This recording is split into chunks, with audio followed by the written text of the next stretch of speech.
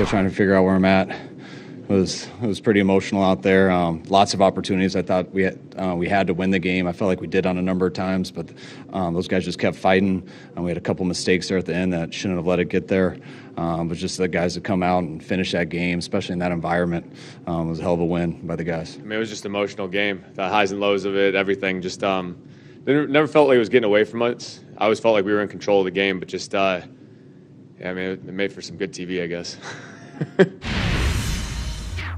That smile. Okay, man. we will dig in, but I'm going to keep popping up this playoff picture. It's not completely settled here on the NFC side. We know half of it, though. The Niners take on the 1-seed Green Bay Packers. What a game! Johnson versus the Lambeau. student.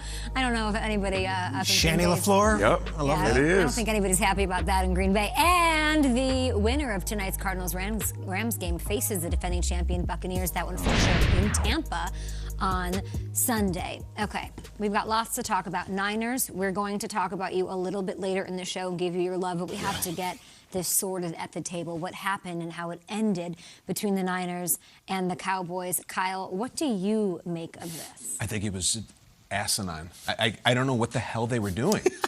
Let's just recap this, all right? Yeah. They're down 6. They call a quarterback draw, a quarterback run with 14 seconds left. Middle of the field. No timeouts. Middle of the field. Right down Broadway, Mike. Yep. What the hell were they thinking? So let's find out. Because obviously, Mike McCarthy goes to Pat and they say, Mike, what was with that call? And here's his answer. I have no problem with the call. We call the situation a church clock situation. This is something we practice every Friday and Saturday. So, we're trying to get inside the 20-yard line. We want the last play to come down to, it would have been some form of 5 vertical pass concept. So we had 2 set, based on which, where we were going to be, in the final yardage there. So, yeah, based on, being that tight, 14 seconds, we should clearly get the ball spiked there. 1st and 10. All right, so he says we practice it all the time. All the time. So my question would be then, if you practice it all the time, then why did you mess up every single facet of it? Dak ran way too long. Dak didn't get up and give the ball to the official. They obstructed the official. It was as if you had never done it before, ever. It was a disaster. Dak tried to set the ball for him. You can't, so anybody watching at home, you can't just take the ball and say, here's where it's spotted. That there'd be all kinds of shenanigans with that. The ref has to touch it. Mm-hmm. So someone on the Cowboys staff has to say, I know we've worked on this, but someone has to have the wherewithal to be like, no, hold on. There's only 14 seconds. We have no timeouts. This is not going to work. There's 50 different things that have to take place perfectly for us to snap it with 1 second left. It was so stupid and so sloppy and so frustrating. And by my Cowboys fan, I'm screaming at the TV that the brain trust, both of them, Moore and McCarthy, like, yeah, let's run them right up the middle with no timeouts. That should work out fine. Of course it ended this way. What was the other dynamic? And everyone making fun of the official, saying there's all these jokes and memes about, he couldn't get there in time. I thought that official busted his ass trying to get to the ball. He's running through the quarterback. He's doing the best he can. I hate that, Jake. I hate the call. Yeah, it's a terrible take. We know referees are out of shape. I'm just being honest. That's what they tell us in our meeting rooms. They say, hey, at the end of the game, if you get down, we don't have timeouts, get up, run the ball, and hand it to the referee, because this guy isn't an athlete. Yes. This guy has a job somewhere else. He's doing something. He's not concerned about being in shape to run downfield. I thought it was terribly managed toward the end of the game. I thought maybe they could try an out or something, a short, quick out or something, even though the San Francisco 49ers were guarding for that. But to have a franchise quarterback in Dak Prescott, to have a Super Bowl winning head coach in Mike McCarthy, to have a potential head coach and Kellen Moore also involved in the decision-making process. Yeah. They blew it. And I hope Kellen Moore wasn't concerned or thinking about coaching opportunities down the line. I hope Mike McCarthy wasn't thinking about his job being on the line.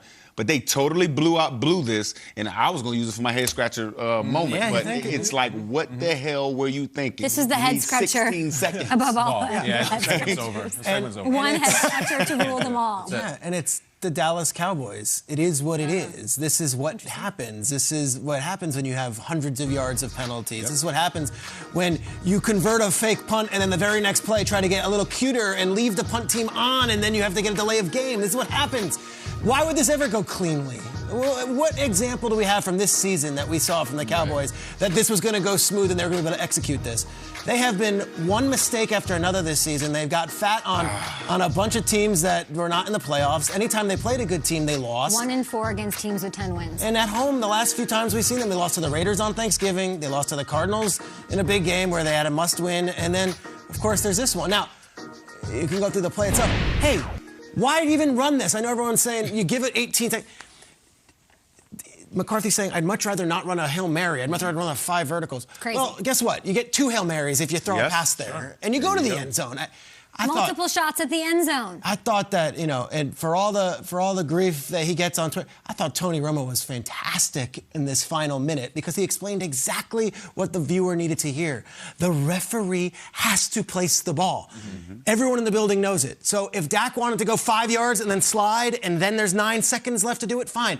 Everyone messed up. This wasn't just McCarthy and Kellen Moore. No, Dak is to blame also. Dak is not a rookie quarterback. Dak knows you can't spot the ball yourself. And then Dak at the end took a shot at the refs, and when they were saying they were throwing stuff at the refs, and they said, wasn't it the team, it was the refs? And he's like, well, I commend them for that. Whatever it is, this is the Dallas Cowboys. It has been the Dallas Cowboys for 25 years, and as long as we're going to be doing this might be the situation. This was not a team that was finely tuned yesterday anyway. No, they were not. This was a team that had 100 yards of penalties and has been the most penalized team all season.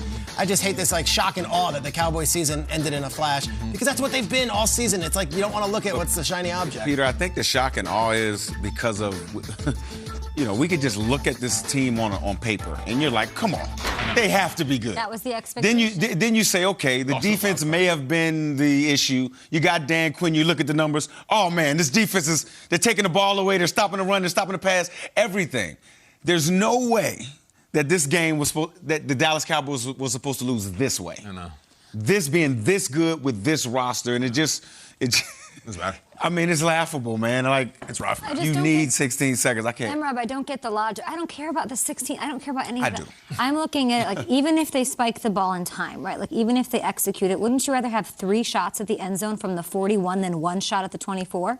Absolutely. Just I'm no play caller, I'm no Kellen Moore, but I don't understand. I don't agree with the logic of multiple shots at the end zone in that situation. I just don't get it. Seems like they were just trying to get closer. You know what I mean? But to me, and I think you said it too, Peter, to get 5 yards, get down, to me, to run that time off the clock is more, is more important than the 5 yards. You know what I'm saying?